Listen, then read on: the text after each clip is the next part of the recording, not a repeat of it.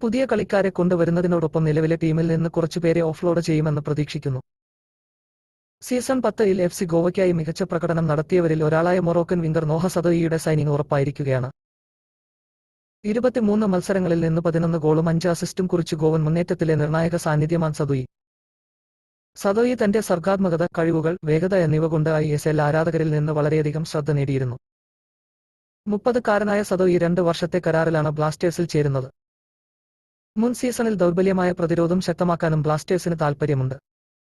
മുംബൈ സിറ്റിയിൽ നിന്ന് ലോണിൽ എത്തിയ താരവുമായുള്ള വ്യവസ്ഥകൾ അംഗീകരിച്ച് ഡിഫൻഡർ നൗച്ച സിംഗിനെ സ്ഥിരമായ കരാറിൽ ഒപ്പിടാൻ ഒരുങ്ങുകയാണ്. മുംബൈ സിറ്റിയുടെ ഡിഫൻസീവ് മിഡ്ഫീൽഡർ വിനിത റായിയുടെ സേവനം ഏറ്റെടുക്കാനും ക്ലബിന് താൽപ്പര്യമുണ്ട്. ക്രൊയേഷ്യൻ താരം മാർക്കോ ലെസ്കോവിച്ചിന് പകരക്കാരനായി ഓസ്ട്രേലിയൻ സെന്റർ ബാക്ക് ടോം ആൽറഡിനെയും ടീമിലെത്തിക്കാൻ ഒരുങ്ങുകയാണ് Blasters. Striker ദിമിട്രിയോസ് ഡയമൻകോസ്, Uruguayan playmaker Adrian Luna എന്നിവരെ നിലനിർത്തും എന്ന ചോദ്യം ഉയർന്നുവരുന്നുണ്ട്. 13 ഗോളുകളുമായി ഗോൾഡൻ ബൂട്ട് അവാർഡ് നേടിയ ഡയമൻകോസുമായുള്ള കരാർ ഈ മാസം അവസാനിക്കും. ഗ്രീക്ക് ഗോൾ വേട്ടക്കാരനെ നിലനിർത്തുക എന്നത് ബ്ലാസ്റ്റേഴ്സിന് എളുപ്പമല്ല, കാരണം നിരവധി ISL ക്ലബ്ബുകൾ ഇതിനകം തന്നെ അദ്ദേഹത്തോട് താൽപ്പര്യം പ്രകടിപ്പിച്ചിട്ടുണ്ട്. ലൂണയുടെ നിലവിലെ കരാർ ഒരു സീസണിൽ കൂടി മഞ്ഞ ജേഴ്സി ധരിക്കാൻ അദ്ദേഹത്തെ പ്രാപ്തനാക്കുന്നുണ്ടെങ്കിലും പുതിയ പരിശീലകനുമായി കൂടിയാലോചിച്ച ശേഷം അദ്ദേഹത്തെ നിലനിർത്തുന്നത് സംബന്ധിച്ച് തീരുമാനമെടുക്കും. ലീഗിലെ ഏറ്റവും വിലപിടിപ്പുള്ള കളിക്കാരിലൊരാളായ ലൂണയെ വമ്പൻ ഓഫറുകളുമായി നിരവധി ISL ടീമുകൾ പിന്തുടരുന്നതായി റിപ്പോർട്ട്.